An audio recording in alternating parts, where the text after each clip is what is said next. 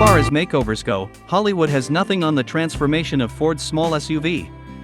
Based on the Fiesta Super Mini only sold here in sizzling ST form, but using a stretched and widened version of its platform with heavily reworked underpinnings, the strikingly styled Puma is as charming, beguiling even, as its EcoSport predecessor was awkward. And we're talking about capabilities that are more than merely skin deep here. We're not alone in our admiration. One respected UK publication awarded the Ford a Car of the Year gone, and after nearly a month with our range-topping ST Line V for Vignale, we can understand why.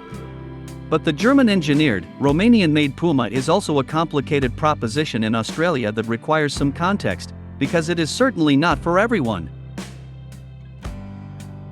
Toyota has finally taken a seat at the EV table with the new bZ4X, which is the twin underskin to the Subaru Solterra, given the models were co-developed by the two Japanese heavyweights. It's bigger inside than a Toyota RAV4, it's about the same price as a Tesla Model Y, and, according to its chief engineer, the all-wheel drive AWD model even outshines the Land Cruiser Prado when it comes to certain off-roading capabilities. And you might have noticed that I just mentioned three very popular vehicles. So is this bZ4X a winning combination of all of them? Deep dive comparison.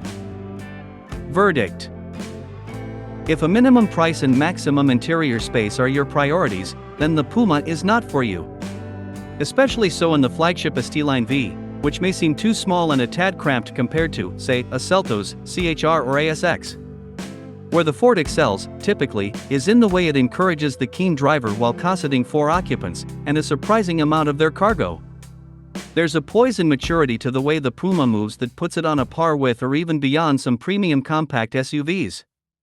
Even the styling is a statement. If the badges and dashboard were covered, you might be convinced this cat is actually a Jag. If all that is more important, then the ST Line V is for you.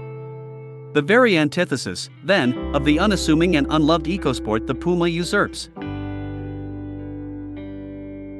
I like the bZ4X a lot more than I thought I would, owing mostly to the fact that it felt, and still feels, like Toyota had been dragged kicking and screaming to the EV party, and so my expectations for their first effort were low.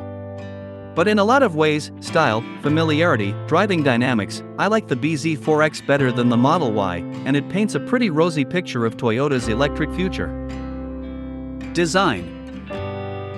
If you search for the 1998 Puma Coupe, you'll see some vague similarities with its modern SUV namesake, especially in their anthropomorphic face. It's in the eyes. There are also hints of Aston Martin, DBX, Porsche, Macan, and, let's face it, Mazda CX-3. Yet the real achievement lies in the way Ford has managed to make a 4.2-meter long by 1.8 m wide by 1.6 m high crossover look so svelte, with the resulting balanced proportions, flowing lines and taut surfacing giving the Puma quite an athletic visual presence. After the EcoSport failure, head-turning looks were deemed paramount. The extra girth gained by widening the Fiesta's platform allowed Ford's designers to create a muscular body that could also accommodate a meter-wide tailgate opening, while beneath the cargo floor is an exceptionally deep storage box, bringing better-than-expected practicality to boot. First things first, the bZ4X looks like a car, and not a spaceship, which is a good thing in my opinion. And really, about the only thing that will differentiate this from the Subaru Solterra is its design, so it's probably important that Toyota gets it right. Side note, I think the Tesla Model Y looks bloated and shapeless, and I think the Toyota has it beat. Both bZ4X models get 20-inch alloys, but this AWD model gets the fancier exterior treatment, with gloss black highlights, a glass roof and roof rails. There are some quirks, though. For one, I'm not in love with the motley-colored approach taken to the exterior design. All the gray and body-colored bits patched together make the bZ4X look a bit like it has been built out of Lego. There's also a plastic-feeling component towards the top of the bonnet, which actually looks pretty sharp in the gloss black of the AWD model, but looks, and feels, the opposite in the flat, matte gray of the FWD model. Step into the bZ4X and that familiar car-like feeling continues. Unlike the Model Y, the bZ4X has a more traditional layout, with a 7.0-inch screen in front of the driver that gives you your speed and battery use and those other EV things. In the middle, there's the big 12.3-inch central touchscreen with wireless phone mirroring, and it works a treat, but there are still some physical, tactile buttons, which I like.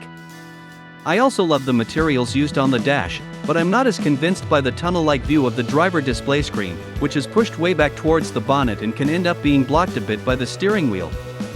Curiously, there's no glove box, instead your manuals live in a little space between the driver and passenger seats. Practicality. Compact yet spacious, the ST Line V's interior has strong as well as weak points. Let's start with the latter.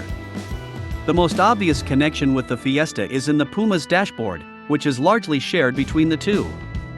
After all the effort expended on the design and chassis, this is somewhat disappointing. There's nothing wrong essentially with the fascia's aesthetics or functionality, it's just that the look is humdrum and dated. What's needed is something with the visual wow factor as found in the latest Peugeot 2008, especially at this price point.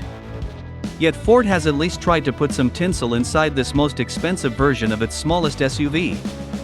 Stitched perforated leather seat facings, carbon fiber look trim and soft vinyl coverings in key touchpoint areas bring an upmarket look and feel, backed up by a now familiar digital instrumentation layout, a lovely flat-bottomed 3-spoke steering wheel, easy and intuitive multimedia interface and a wireless phone charger. That electronic cluster, by the way, changes color and markings but doesn't have the scope of multimedia displays of, say, Audi's virtual cockpit. It's comparatively rudimentary. Conversely, there's a solidity and quietness as well, offering a level of refinement that's usually found in more premium Euro alternatives. We weren't expecting that, though of course this is a German Ford product. Our test car also boasted a vast glass opening sunroof, adding to the opulence. With all this gear, the ST Line V's cabin is properly appealing. On the practicality front, entry and egress is pretty good, the driving position is excellent, thanks in no small part to a big amount of adjustability for both the steering column and seats. The front cushions themselves are sumptuously enveloping, while wide door pockets and a big glove box obviously come in useful. And there's a USB-C outlet in the center cubby between the seats. How modern. However, rear vision out is poor, there are no seat warmers and some of the lower line plastics are a bit drab. The back seat isn't really suitable. For people over 175 centimeters, as knee-room is limited and taller scalps may scrape the ceiling with the twin pane sunroof in situ. The latter also means no overhead grab handles. But the backrest angle and cushions themselves are fine, even for longer journeys. Just don't expect to squeeze a third adult in the back unless rubbing shoulders won't bug you. Note, too, that the rear cushion does not slide or tilt forward to allow for a lower load area when the backrest is folded down. Pity. There is a receptacle in both doors for small bottles but no cup holders whatsoever. How can Ford call itself an American company, or face-level air vents, though the large dash vent outputs do reach the rear?